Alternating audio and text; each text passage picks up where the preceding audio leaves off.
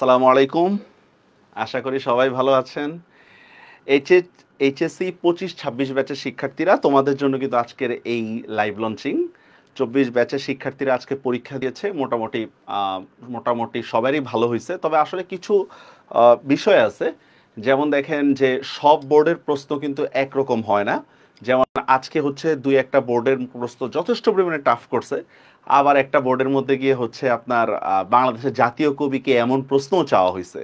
যাই হোক, আমরা বলবো হচ্ছে সব বোর্ডের প্রশ্ন একরকম হলে তাহলে আসলে আমরা নিজেদেরকে ধরতে মানে যাচাই করতে পারবো যে আসলে আমাদের জন্য কোনটা কি দরকার, মানে আমাদের প্রস্তুতিটা কতটুকু ভালো বা কতটুকু খারাপ, ঠিক না? আচ্ছা, হ্যাঁ, এইচএসসি 25-26 ব্যাচের শিক্ষার্থীরা তোমরা চলে আসো। যারা দেখতেছো সাউন্ড ঠিক আছে কিনা একটু বলো তো, সাউন্ড ঠিক আছে কিনা 25-26 ব্যাচের শিক্ষার্থীরা? আচ্ছা, ওকে। আজকে প্রথম পত্রে লাইভ লঞ্চিং আমাদের এইচএসসি 25-26 ব্যাচের শিক্ষার্থীরা। ওয়ালাইকুম আসসালাম। জি আলহামদুলিল্লাহ ভালো আছে। 24 ব্যাচের শিক্ষার্থীরা এটা দেখার দরকার নেই, তোমাদের জন্য কিন্তু আলাদা একটা ভিডিও আসবে, একটু পরেই আসবে আশা করি। আচ্ছা, প্রথমে দেখেন যে আসলে এই বাংলাটা আমরা কেন পড়ি না, বা আমি নিজেও যদি হইতে বলতাম যে পড়বো না, কেন পড়বো না। প্রথম কোশ্চেনটা হচ্ছে আমাদের, ভাই এটা পড়ে লাভ কি? আসলেই ভাই কোনো লাভ নেই। আমি নিজেই বলি কোনো লাভ নাই, কিন্তু এইটা আমরা পড়ি হচ্ছে পরীক্ষায় ভালো করার জন্য।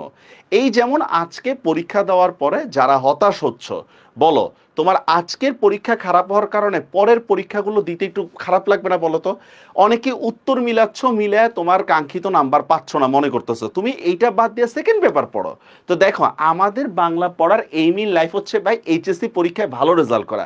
এরপর তুমি খাতা বই কলম এগুলো সব অন্য কাউকে দিয়ে দাও, দূরে সরা দাও, কোনো সমস্যা নেই, ঠিক আছে? তা আমরা এই বাংলা পড়ি এই জন্য না যে আমরা ডক্টর মোহাম্মদ শহীদুল্লাহ হব বা আপনার হরপ্রসাদ শাস্ত্রী হবো, এটার জন্য আমরা পড়বো না। এইচএসসির জন্য হচ্ছে আমরা ভালো করতে চাই। আচ্ছা, 2 নম্বর হচ্ছে অন্যান্য বিষয়ের মতো বাংলা প্রয়োগমূলক না। এটা বিশেষত সায়েন্সের শিক্ষার্থীরা ভালো বুঝবে। সায়েন্সের শিক্ষার্থীরা সবসময় হচ্ছে থিওরি অ্যাপ্লাই করতে পছন্দ করে। বাংলা বিষয়টা আসলে এমন না। বিশেষত প্রথম পত্রের মধ্যে কোনো থিওরি অ্যাপ্লাইয়ের কোনো সুযোগই নাই। বইয়ের কোনাকাঞ্চি থেকে প্রশ্ন আসে। হ্যাঁ, মানে যে বঙ্গবন্ধু বিদায় নিছে কিনা, তারপর বইয়ের শব্দ থেকে প্রশ্ন আসে। তো যেহেতু এটা প্রয়োগমূলক না বাংলা প্রথম পত্রটা, তুলনামূলকভাবে এটা পুরোটাই মুখস্থ, এই জন্য তোমার একটু বোর লাগতেই পারে, খুবই স্বাভাবিক। এখন টিচার যখন তোমাকে বারবার এটা প্র্যাকটিস করাবে তখন কিন্তু তোমার জন্য এটা ভালো হবে। হ্যাঁ, আচ্ছা, তারপর দেখেন গ্রুপ সাবজেক্টের একটা প্রেশার থাকে মাস্ট। এটা সবাইকেই বলি আমি যে তোমার গ্রুপ সাবজেক্ট সবার আগে প্রায়োরিটি পাবে। এখন দেখো, যেহেতু তোমার 60টা মানে বিষয়ের উপর তোমার এক্সাম দিতে হয়, তাহলে অবশ্যই বাকি যে 3টা বিষয় আছে ওইটার জন্য কিন্তু কিছু সময় রাখতে হবে। তো তোমাদের অবস্থা হচ্ছে এরকম যে এত বেশি পছন্দ করতেছো, সাউন্ড সাউন্ড নাই কি বলেন, এত বেশি পছন্দ করতেছো গ্রুপ সাবজেক্ট যে বাকি 3টা কম্পালসারি সাবজেক্ট আছে ওগুলাকে আসলে তোমরা পড়তেছো না, পরবর্তীতে কিন্তু প্রেসারে পড়ে যাচ্ছ, ঠিক না? ঠিক আছে, এই গ্রুপ সাবজেক্ট প্রেশার। আর 4 নম্বর হচ্ছে আমাদের বিভিন্ন অনলাইন গ্রুপগুলোর মধ্যে একটা কথা বলে, একদিন পড়লেই কমন। দেখো, এই জিনিসটা আমার মনে হয় আমরাই তোমাদের খারাপ করছি এই বিষয়টা। আমরা ওয়ান শট ক্লাস নিচ্ছি, আমরা সাজেশন দিচ্ছি, যতটুকু পারি তোমাদেরকে হেল্প করতেছে। এইটা কেন? যাতে করে তোমার পরীক্ষাটা খারাপ না হয়। কিন্তু তোমরা ধরে নিছো 2 বছরের পড়াটা আমার 2 দিন পড়লেই হয়ে যাবে। ভাই সবার মেধা কি একরকম বলো?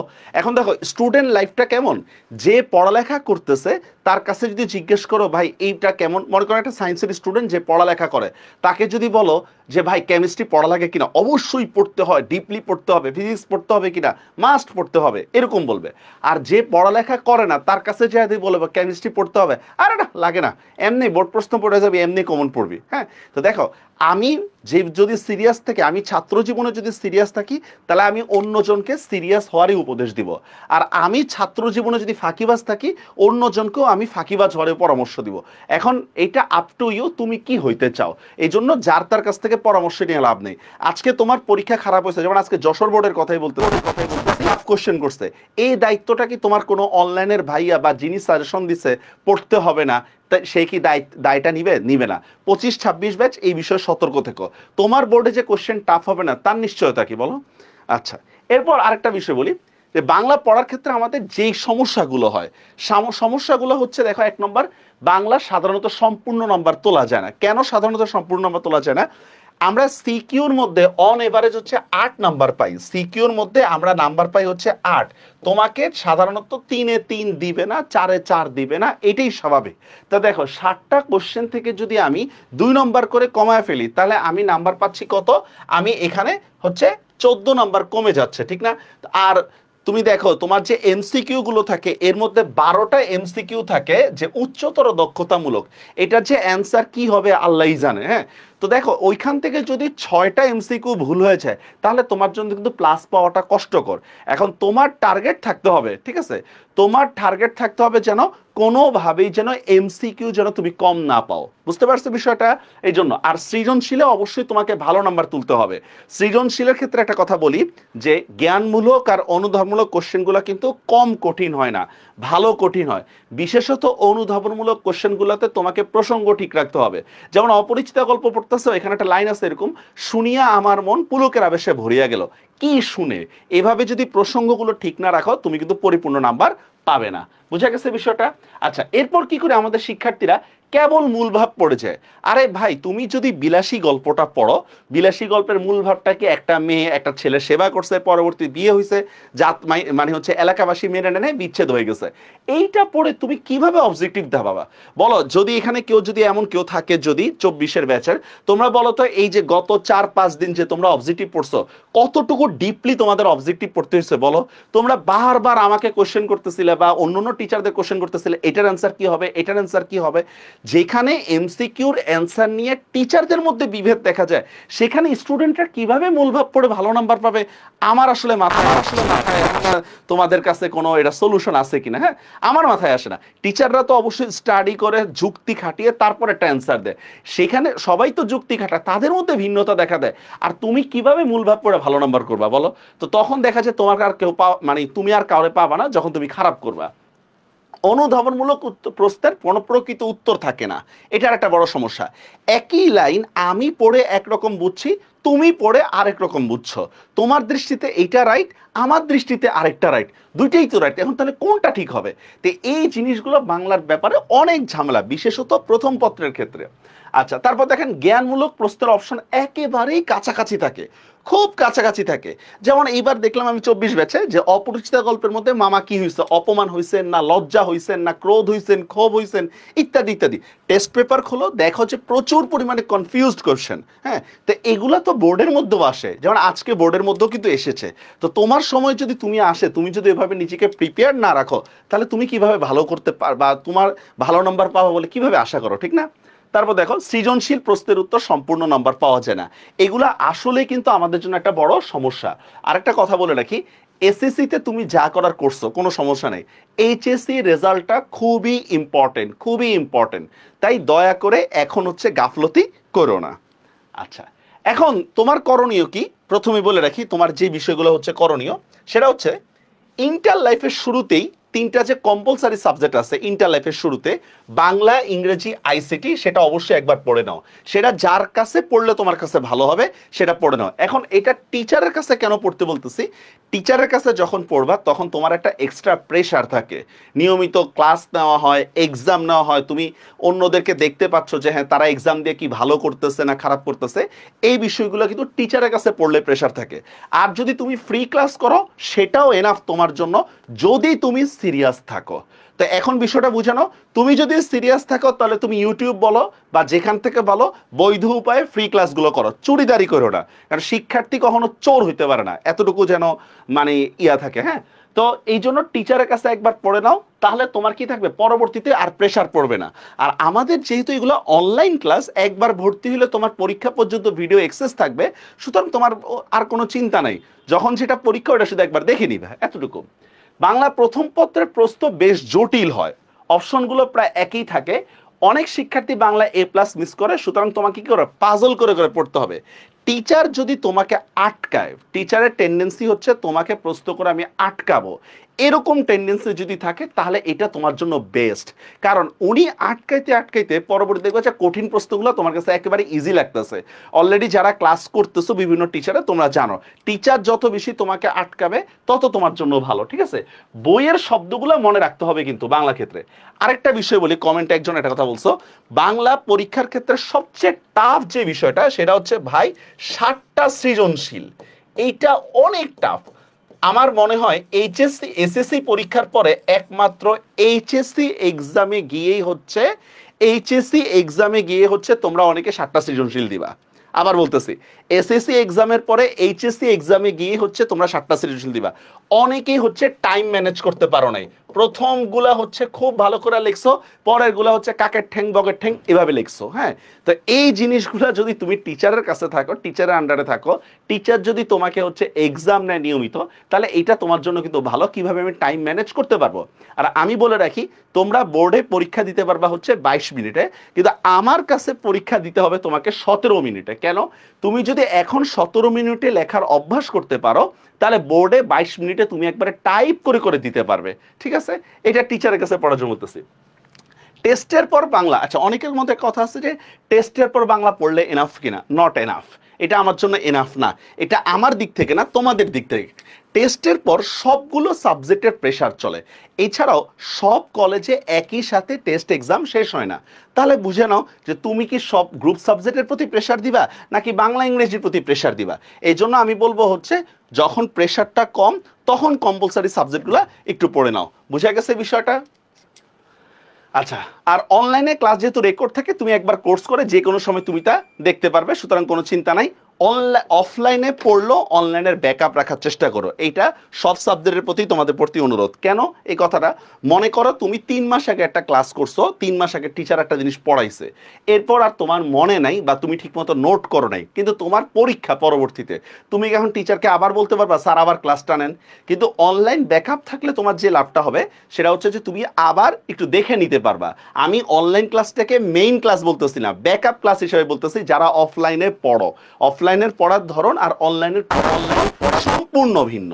হ্যাঁ, তারপর দেখি অবশ্যই নিয়মিত এক্সাম দিতে হবে, এক্সাম না দিলে কিন্তু পড়া যাচাই করা যাবে না। এগুলো সবই কিন্তু এইচএসসি 25-26-এর জন্য কথাগুলো বলতেছি। আচ্ছা, এবার দেখো আমাদের যে কোর্সটা আছে, অনুশীলন যে কোর্স, এই কোর্সটার বৈশিষ্ট্য কি? হ্যাঁ, এই কোর্সটা, আচ্ছা দেখো, এই দেখেন ক্লাসের পড়া ক্লাসে শেষ হয়ে যাবে, আমাদের নতুন করে পড়তে হবে না, ভালো কথা। ছোট করে অনুধাবনমূলক ব্যাখ্যা, কুইজ, প্রশ্ন, পাজলিং ইত্যাদি থাকবে আমাদের। এমনকি অপশনের ভিন্নতার কারণে উত্তরের ভিন্নতা হইতে পারে, এইটা আমরা অনেকেই বুঝি না। তুমি মনে করো একটা বইয়ের মধ্যে, একটা গাইডের মধ্যে পড়ে আসছো এই লাইনের উত্তর হচ্ছে এইটা, না এইটাই চূড়ান্ত উত্তর হবে না। কেন চূড়ান্ত উত্তর হবে না? যখন এই রিলেটেড আরেকটা শব্দ আসবে তখন উত্তরটা ভিন্ন হইতে পারে। যেমন যারা 24-এর ব্যাচে আসো তারা একটা ঝামেলায় পড়ছিল, শ্রেণী বৈষম্য নাকি বর্ণ বৈষম্য ইত্যাদি ইত্যাদি। যখন অপশন চেঞ্জ হয়ে যাবে তখন হচ্ছে কি আমার উত্তরও চেঞ্জ হয়ে যাবে। কথাটা কি বুঝতে পারছো? মনে করো কথার কথা এভাবে যে আমি বললাম যে দেখুন বাংলাদেশের রাজধানী কি, বাংলাদেশের রাজধানী কি, এখন আমি অপশনে দিলাম ঢাকা, উত্তর ঢাকা, দক্ষিণ ঢাকা, সবগুলোই। আচ্ছা কোনটা হবে অ্যান্সার বলো তো? কি হবে? বাংলাদেশের রাজধানী কোনটা হবে? ঢাকা, উত্তর ঢাকা, দক্ষিণ ঢাকা, সবগুলোই এই টাইপের। আবার আমার যদি উত্তর ঢাকা দক্ষিণ ঢাকা না থেকে শুধু ঢাকা থাকতো তাহলে ওইটাই অ্যান্সার হতো। আবার আমার যদি শুধু ঢাকা নাই কিন্তু উত্তর ঢাকা দক্ষিণ ঢাকা আছে তাহলে আবার আরেক অ্যান্সার হতো। এইভাবে বাংলার মধ্যে অপশনের ভিন্নতার কারণে কি হয়ে যাবে? অ্যান্সার চেঞ্জ হয়ে যাবে। এই বিষয়টা তোমাদের বুঝতে হবে। আচ্ছা, যেমন দেখো এই যে আমি এখানে বলছি অনুধাবনমূলক ব্যাখ্যা, এগুলো ছোট করে লেখা। যেমন দেখো এই যে আমি তোমাদেরকে দেখাই, এই দেখো 18 বছর বয়স কবিতাটা, এই 18 বছর বয়স কবিতা দেখো, এই যে কবিতার লাইন, কবিতার লাইনের পরে দেখো এখানে সংক্ষিপ্ত করে হচ্ছে আমরা অনুধাবনমূলক ব্যাখ্যাটাই দিছি। এখন এর মানে কি আমার এমসিকিউতে আসলে কি এইটাই হবে অ্যান্সার? না, বিষয়টা এমন না।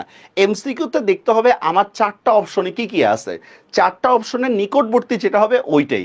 আর যদি আমার এমসিকিউতে না আসে, শুধু অনুধাবনমূলক কোশ্চেনে আসে, তাহলে আমি এটা দিতে পারি, কোনো সমস্যা নেই। আশা করি বুঝতে পারছো। আচ্ছা, এরপর দেখো আরেকটা বিষয়, 2 নম্বরে যেটা পড়ার মধ্য থেকে শব্দের কুইজ করানো হবে। আচ্ছা, পড়ার এমন কুইজ প্রতিবার শুনতে শুনতে পড়া আত্মস্থ হয়ে যাবে। এটা যারা আমার এফআরবি ক্লাস করছো বা যারা অন্যান্য ক্লাস করছো, অন্যান্য টিচারদের ক্লাস করছো, তারাও এটা জানো যে পড়ার মধ্যে থেকে শব্দের কুইজ কিভাবে, যেমন দেখো তাহারই পড়ে মনে কবিতার মধ্যে একটা লাইন আছে, কুহিলি উত্তরিত।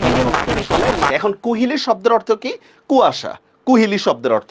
এখন আমি তোমাকে একটা লাইন বলবো, দেখো এই না চেনাটুকু কুয়াশা মাত্র, এই লাইনটা, এইটা বাংলা ফার্স্ট পেপারে কোথায় আছে? কথাটা কি বুঝতে পারছো? আমি কিন্তু এখন তোমাকে চেঞ্জ করে ফেলতেছি।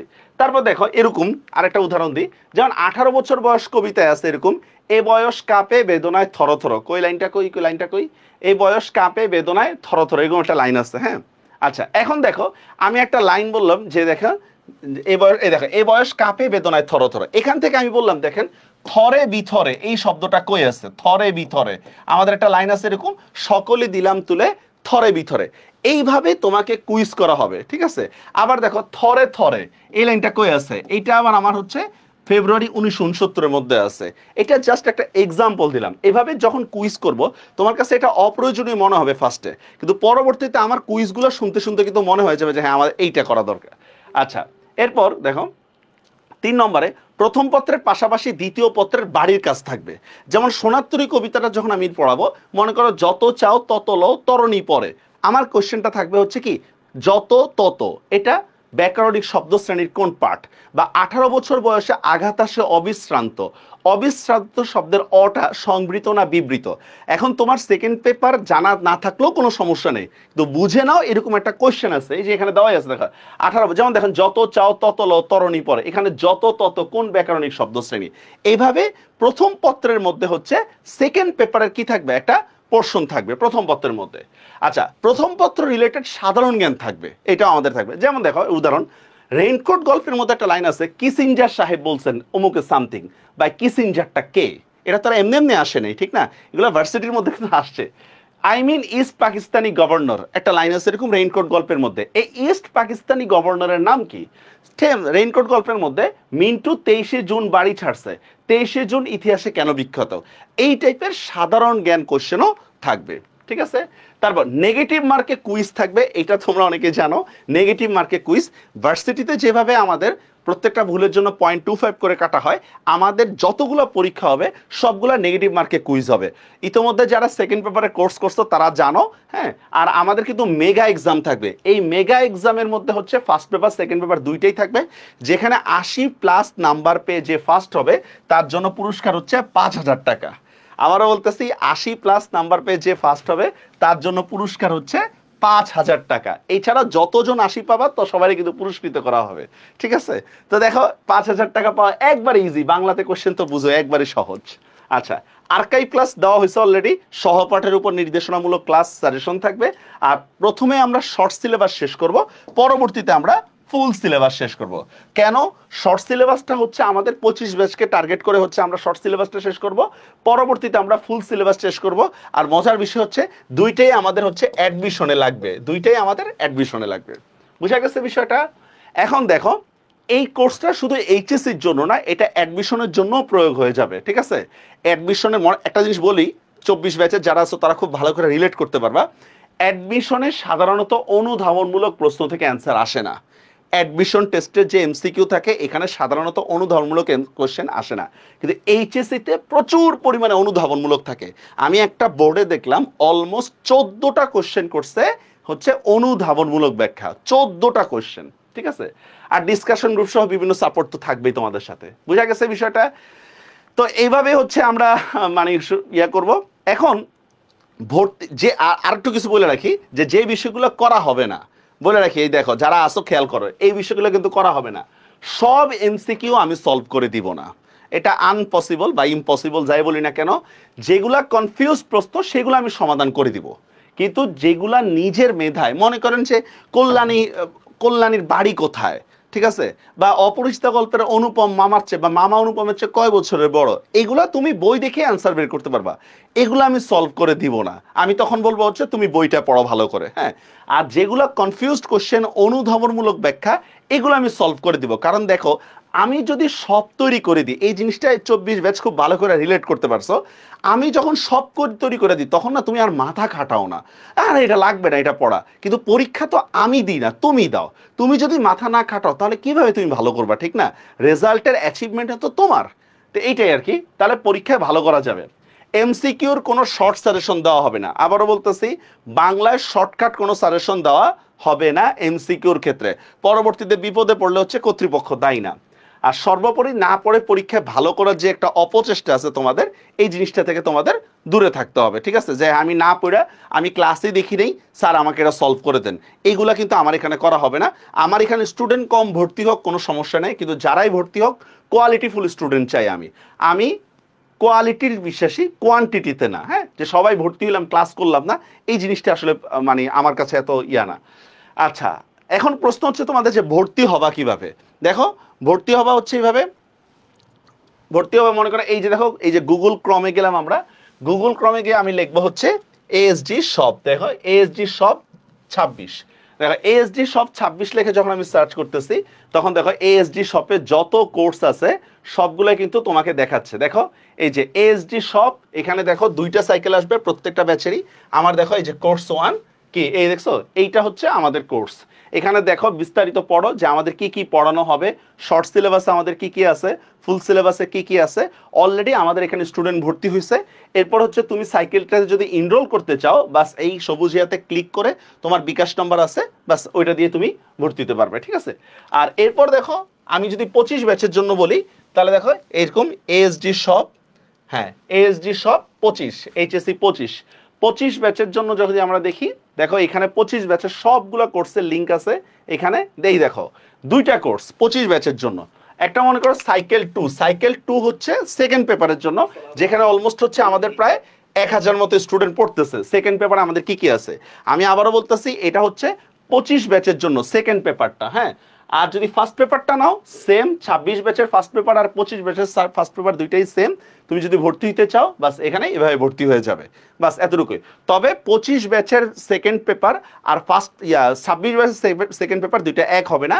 26 ব্যাচের সেকেন্ড পেপার হচ্ছে ফুল সিলেবাসে হবে, 25 ব্যাচেরটা হচ্ছে শর্ট সিলেবাসে হবে। 26 ব্যাচের সেকেন্ড পেপার শুরু হবে নভেম্বরে। আর এই যে আমরা দেখাইলাম যে এতক্ষণ যে এই যে ফুল সিলেবাস আমরা শেষ করব ইত্যাদি, এগুলো সব শেষ হয়ে যাবে হচ্ছে 4 মাসের মধ্যে। মাত্র 4 মাসের মধ্যে আমাদের ফুল সিলেবাস শেষ হয়ে যাবে, বুঝা গেছে? আর আমাদের ক্লাস শুরু হবে হচ্ছে, আমাদের ক্লাসটা অনেক আগে শুরু হওয়ার কথা, কিন্তু আমরা আসলে শুরু করে নেই। এইচএসসি 24 ব্যাচের একটু প্রেশার ছিল এই কারণে। এছাড়াও আপনার হচ্ছে 25 ব্যাচের ফার্স্ট ইয়ার ফাইনাল চলতেছে। আমাদের ফার্স্ট পেপার শুরু হবে হচ্ছে 3 তারিখে, ঠিক আছে? 3 জুলাই ক্লাস শুরু হবে। আপাতত হচ্ছে 2 দিন, সপ্তাহে 2 দিন ক্লাস হবে, সপ্তাহে 2 দিন ক্লাস হবে। সুতরাং তোমরা যারা ভর্তি হতে চাও দ্রুত ভর্তি হয়ে যাও। আর সোজা কথায় বলি, তোমার প্রয়োজন হলে তুমি ভর্তি হবা, ঠিক আছে? তোমার প্রয়োজন না হলে ভর্তি হওয়া দরকার নাই মানুষের কথাবার্তা শুনে। তবে পড়তে পারলে ভালো। কারো কথায় এত বেশি কনফিডেন্ট হয়েও না যে আমি পড়ালেখা করবো না, শুধু একটা সাজেশন পড়ে যাবো, কমন পড়ে যাবে, বিষয়টা এমন না। তোমাদের কারো কোনো কিছু জানার থাকলে কমেন্টে বলতে পারো। আচ্ছা ভাইয়া, বই কোনটা কিনবো? ফার্স্ট পেপারের জন্য বোর্ড বই, ফার্স্ট পেপারের জন্য বোর্ড বই।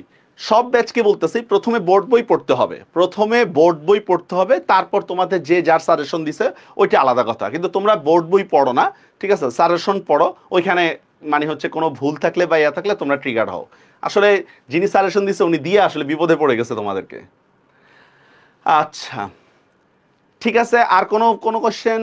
হ্যাঁ, কোর্স কিনে ফেলছি, ধন্যবাদ। ঠিক আছে, সবাই ভালো থাকবেন, আল্লাহ হাফেজ।